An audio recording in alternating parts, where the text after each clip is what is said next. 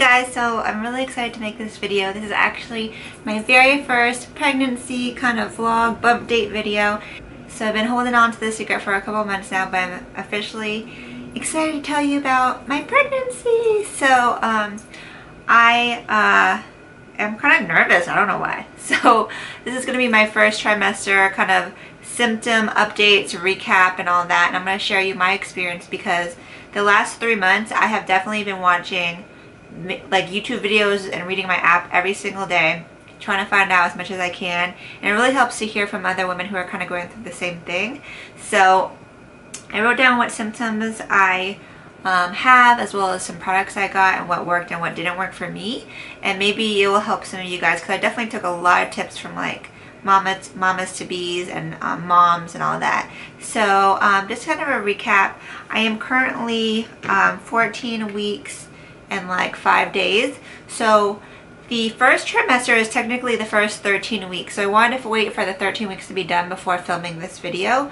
For some reason, like before I knew about babies, I thought the first trimester was only 12 weeks, but apparently it's 13 weeks. So this is a recap between weeks 1 and 13.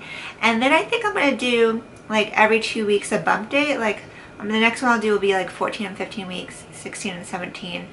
Unless you guys think I should do it weekly. I don't know if it's too much, but I truly do love watching other bump date weekly videos, especially if it's kind of like, if they're where I currently am, I'll watch it because then I'm like, what are they going through on their 14th week? So let me know what you guys think. And it's definitely going to be a new journey for me. I'm definitely going to be blogging and vlogging, doing hauls and product reviews and all that good stuff. I'm excited to add this add this part of my life to my blogging and vlogging audiences. So yay, I'm excited. Alright, so this is actually technically my second pregnancy. I don't know, it's kind of like, it's a little bit private, but I want to share with you what happened. So my husband and I have been trying to have a baby for about a year. We started last March and it's currently March. So we decided it was a good time in our life to do it. I had transitioned out of my corporate job into doing my makeup business, but my husband was going back into corporate America, so we had really good insurance still. You know, it was like a stable time for us. So we started last year and we tried a couple months, but not like we tried, but we just pretty much didn't really like monitor it. We were just like not using any contraceptives. And so the first couple of months nothing happened and we're like, oh, okay, what's that about? Is everything okay? And I was starting to freak out a little bit, but then I was like, okay, I'm gonna be on it now. So I downloaded Flow, which is like a period tracking app, so I could see when I was ovulating. I tried that for like a month or two and that didn't work for me. And then what I ended up doing was getting like the first response ovulation strips. It's like the little monitor, and then you pee on the little stick and you insert it and you can actually see when you're ovulating. And then I also got some paper ones from Amazon, so I had 2 to try. And that actually did work for me. After like a month or 2 of doing that, I noticed that we got pregnant. So I got pregnant in, when was it? July of last year. So it took us 4 months to get pregnant. So that's really not that bad, but it felt like a long way when you're checking every single month. So I was really excited. I told some people early on, like some family, and I was really like pumped about it. And then I had a miscarriage. So even thinking about it now makes me sad still, but it was kind of rough because I was like so paranoid after that, you know, like you have a miscarriage and you think that's going to happen to you every single time. And I had already been filming monthly bump dates, like 6, 7 weeks, 8 week bump dates, like thinking everything was going to be okay. But I knew something wasn't right because when I had my first ultrasound, the baby was smaller than what I should have been in terms of weeks. Because I had thought I was farther along, but the size was small. The next ultrasound, the baby was the exact same size. It hadn't grown. So, and I didn't have any symptoms, which some people just don't, but I didn't have really any except for my boobs hurting. So that was really sad. I had to have the procedure to remove everything. They gave me pills to pass everything, but that did not work for me. So I had to have the procedure, and I was about 9 weeks along when I had the procedure. So, you know, it was a tough time. I was kind of depressed. I spent like 2 months kind of binge eating, and I gained weight. So I was like, oh my gosh, it was a lot. But after I had the procedure, it took me 2 months to recover. Like, I was bleeding for like 2 months, which is TMI, but it's what happened to me. They say some women only bleed for like 1 or 2 weeks a little bit after, which is normal, but it took like 2 months for me to be all in the clear to start trying to have kids again. So we tried, we started in November trying again. I had the procedure in August. So like, yeah, November we tried again. And then nothing happened, and then I was like, okay, I was like more chill about it this time around, because there's no need in stressing yourself out and like putting pressure, which is gonna make you feel sick and all that stuff. So in December we had our fabulous trip to New York and to Egypt. So I was like, okay, we'll see. You know, I brought the ovulation strips, but I wasn't like super strict about it, just because I was kind of like, we're on vacation and we'll see, whatever happens happens. So I guess that was like the magical trip. And they do say like when you don't stress it, it just kind of comes. So we conceived, I think we conceived in Egypt. Like my ovulation was like December 12th. So that's pretty cool. That's like a good story to tell. And then I found out that I was actually pregnant like January 5th because I had missed my period. And I didn't want to believe I was pregnant, because a couple of times before that I was like, oh, I think I might be pregnant, but I really wasn't. So it was like pseudo symptoms. But I took a test and I was pregnant. And the first test, the first pregnancy, I did this like surprise for my husband where I made him a shirt and it said like, keep calm, this guy's gonna be a daddy. Like, it was super cute, and I filmed it and everything. The second time around, I picked him up from work and I was like, guess what, we're pregnant. Like, because I was like, the second time around I was just kind of like more chill about it, you know. So because of the first miscarriage, I was like, I didn't want to film any bump updates early on until I got through the first trimester. I didn't want to buy a lot of stuff either, just because like when you have a miscarriage, like it makes you paranoid. But for some reason, even though I was paranoid, I was more chill this time around. Like, I wasn't as stressed about doing all this extra stuff. I was just kind of riding it out. And things kind of just felt different this time around. So I had more symptoms, which was different. And I guess they say every pregnancy is different. But I went through, my first ultrasound was at 7.5 weeks. At my doctor, they'll take you as early as 6 weeks. But I didn't make the appointment immediately because I was like, let me just wait a little bit. So 7.5 weeks. Made my appointment, and I had the ultrasound. So this is the picture. So here's another one. There's the little yolk sac and their little Teletubby. That's what I called it, the Teletubby on the inside. So that's a baby at 7 weeks and 5 days, I believe. So everything looked good. And then they're like, okay, everything looks great, come back again. And they were like, I think they said they didn't want me back until I had to take the 12-week ultrasound. The first ultrasound was like a vaginal ultrasound, and they heard a heartbeat, which is amazing, because the first pregnancy I didn't get to hear a heartbeat.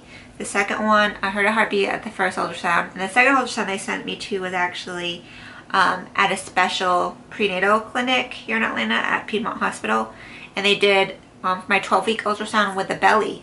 So that was cool, because then you don't have to get like that awkward vaginal ultrasound. So the belly ultrasound looked amazing. The baby looked awesome. It was jumping around. It actually looked like a baby. So I'll insert pictures because I have digital pictures. I'll insert them like right here or right here.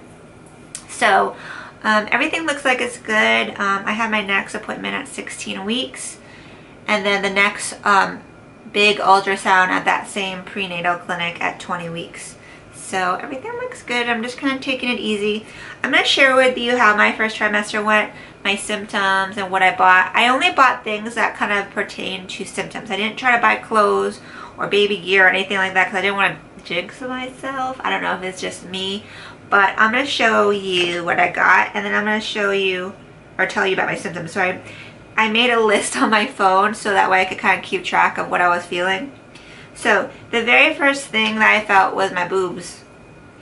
And your boobs start to ache and they start to kind of like feel sore, and they start to feel a little bit tight and heavy. So that's kind of like the very first thing I felt in my last pregnancy, and then this one too. So I was like, as soon as I felt those boobs hurt, and I was like, okay, thumbs up. So I noticed in the first trimester my boobs definitely grew. I think they grew almost a size, a cup. So I currently am wearing like a sleep maternity bra like all the time because it's the most comfortable, and I'm thinking that they'll grow some more. So I haven't really invested in a whole bunch of bras because I don't know if they're going to grow more. But I didn't buy this bra until the second trimester again because I was just kind of getting by. So the first symptom was my boobs were hurting. They actually hurt a lot, to the point where like anything that touched like my nipples, I was like, ah! And it was just like, I always was trying to massage them at the end of the night. So that was a definitely clear sign right there. I felt really bloated, which a lot of people say they do. Like bloated all the time. Like my stomach looked bloated. I don't think I looked pregnant. I definitely looked bloated. My pants were fitting snug. And I don't like tight fitting clothes anyways that cut into my stomach. So I was like, you know, that was definitely like adding to discomfort. I was getting heartburn and indigestion. I definitely like had acid reflux. So like things that I was eating were not going down well. And then around 7-8 weeks, then the nausea started to hit in. In the very beginning, I didn't have any nausea, but like 7-8 weeks, I started to feel it, and I was like, is this morning sickness? Because the last pregnancy didn't have it. So I felt like I started getting strong food aversions. So I could not eat any meat, which is so strange because I'm not a vegetarian or anything. The thought of eating like chicken, especially chicken, like I was like, ugh. Like I couldn't eat chicken or beef or anything. So I like completely avoided all meat, and the only thing that made me feel better was eating like carbs, like crackers or bread, and make cheese or like chips, like things that were like very processed and simple. Like I always tell people, like my eating habits changed from I loved to eat healthy before. I was all into like anything that was kind of like organic and like quinoa and acai bowls and like cauliflower. Like I liked all that stuff, and then I went to like the diet of like a little kid. Like all I wanted was like mac and cheese and like chips, you know what I mean? So that was crazy. Because of the fact that I was nauseous all the time, I didn't want to eat. Like I just didn't want to eat because it made me feel bad. And that's not good because they say that you should eat small meals so that way you don't feel nauseous, but I just didn't want to eat. And because of it, I think my stomach shrunk, so like even now when I eat, I get full really, really fast. So it's weird because I didn't eat, and then I would be hungry though.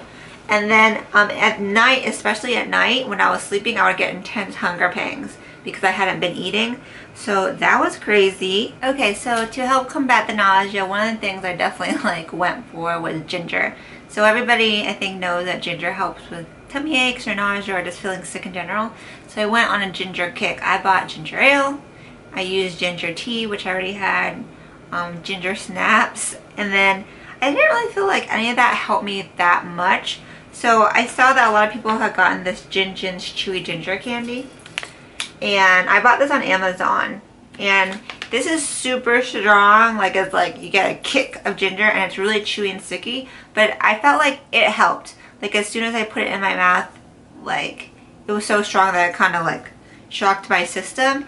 So these, I carried these in my backpack, and you know, they're like my emergency go-to whenever I felt like that wave of nausea.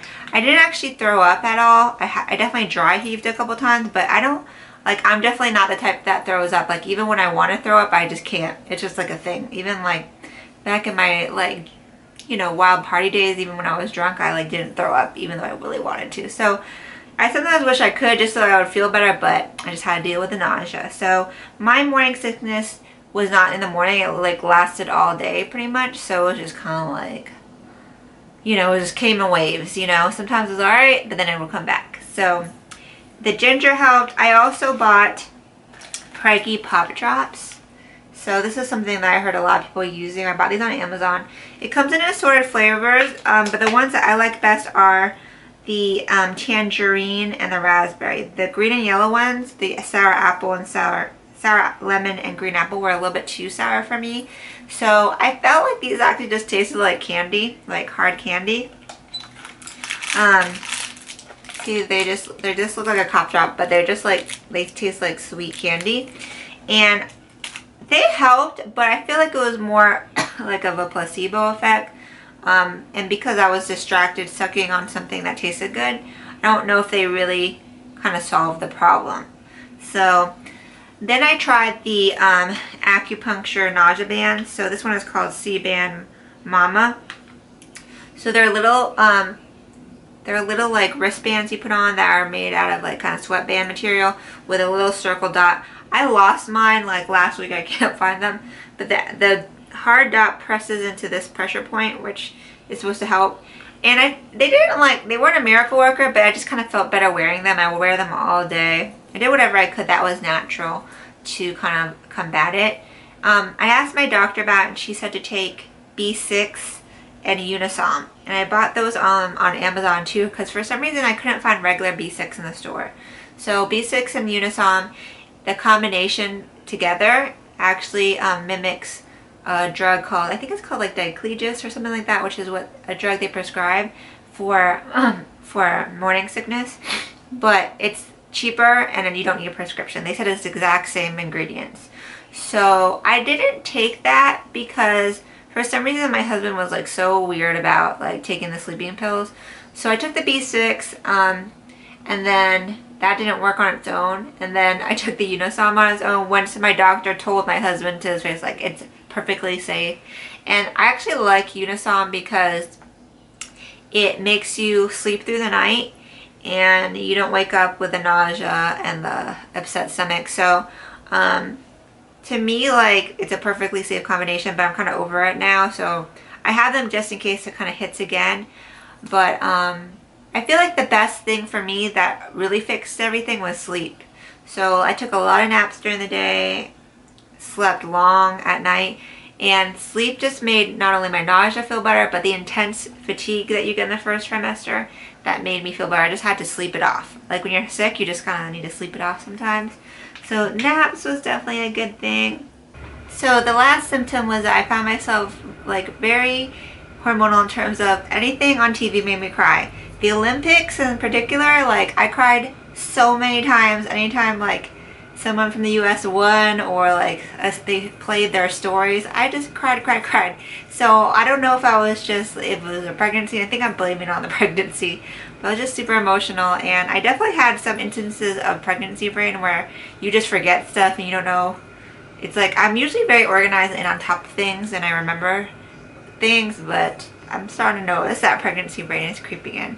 So I think that's pretty much it for my first trimester. Hopefully the second trimester, I already feel less nauseous and more energized. I stopped working out in my first trimester. I really fell off of blogging, YouTube, and life. So hopefully I can get back on it for the second trimester and film more regular updates. So by the time you see this, hopefully I'll have my pregnancy announcement video as well as gender reveal up, which I'm planning on doing on Easter as a surprise to the family. So until then, I'm not really going to tell anybody or announce it on YouTube, but you will see it probably on Instagram and Facebook and on YouTube before you see this. So I guess the last thing to do is show you my bump. So let me preface this by saying I gained like 20 pounds after my first miscarriage.